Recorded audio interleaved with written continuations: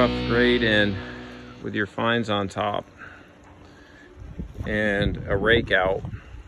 And it's okay if the 3/4 inch mixes with your fines. We're just doing a skim layer.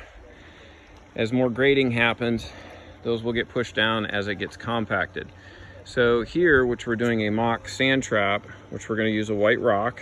We're building out the area where that's going to go.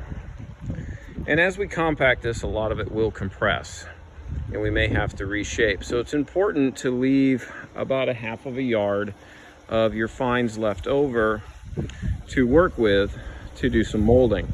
So our next step is we're going to start using our 4-foot level and basically treating this like we're, finishing concrete. We're going to start screeding and leveling out our fines. This is the upper tier area here, which you can see we've got the rough shape, and we're just going to start working backwards, drawing with the across the top to make sure all of that area is smooth on our hands and knees. And we'll just keep working backwards to smooth all of this out. Then we can wet it down and get ready for compaction. So we want to take our 4-foot aluminum level and we're going to start working in a fan pattern. And the reason why we do this is that we can then see from a ground level areas that are too high or missing material. As the level goes over it, it will start to pick up areas that have too much and indicate where there's not enough.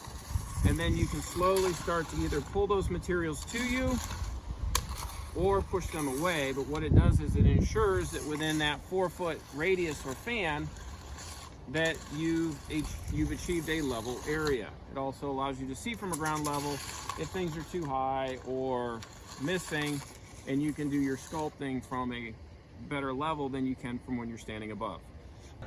Now that we've achieved a level grade and some basic sculpting with our 4-foot level, the next step will be to soak or get the whole entire area wet so that we can prepare for compaction.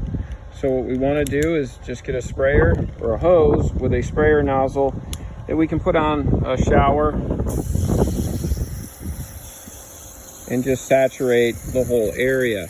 After we've let the water soak in for about 15 minutes or so, depending on the ambient temperature out, how dry it is, we're going to let this soak into the material for about 15 minutes, and then we'll get ready for compaction. It's important to soak the area very good and allow ample time for the moisture to get down through the material, because if only the top is wet and the bottom is still dry, it will cause clumping on the bottom of your compactor, and as you continue to compact, you'll have very deep grooves in your surface base material, and then you'll have to scrape that off from the compactor and then go back and refinish those areas. So it's important to look for those grooves starting to happen before you do a whole entire area. After we've let the area soak for about 15 minutes or so, and again, this is really dependent upon the ambient air temperature. Obviously, if it's the middle of summer and it's hot and dry out, the water is going to evaporate much faster. Same if it's cooler and really damp out. So I let this sit for about 15 minutes. And really what we're looking to achieve with the compactor is just a very smooth, almost granite-like finish. And eventually when this dries, it will become hard as a rock. Now, there's areas like this here, which on a putting green can and will telegraph to the surface. So we'll show you a little tip or trick afterwards on how to fill these in, minus the rocks. So what we're going to do is continue to compact this whole entire area. Be careful, try not to walk on this area and dig into it. But what we'll do is we'll come back and knock these ridges down with a hand tamp, and then we'll get to adjust this brake and see what it's going to turn out like after all of the air has been compressed out of it and the material's been compressed. So we'll get back with you shortly. As you can see, we've done our compaction with the compactor vibratory plate. And what you're going to notice is quite a few ridges and humps. And that's because the sides of the compactor are rounded, and obviously it's a heavy item and it causes the material to bump up. And these ridges can be knocked down using a steel hand tamp, 10 by 10, 12 by 12. And what you do is you go through and you tap on these areas to knock them down and smooth out any of these ridges that are exposed. Then from there, there's another technique in which we'll demonstrate, in which we use a trowel. So here, we just follow along, tamping as we go, leveling out the areas where there's ridges and knocking those down. And we'll do that everywhere. As you can see, we've knocked down a lot of these ridges with the hand tamp.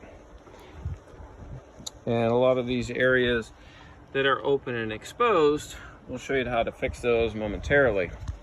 Now, it's important to pay attention as you are starting to hand tamp, and what you want to look for areas where you've tamped but then you have basically pockets or divots left, and that is because the wet material is sticking to the bottom.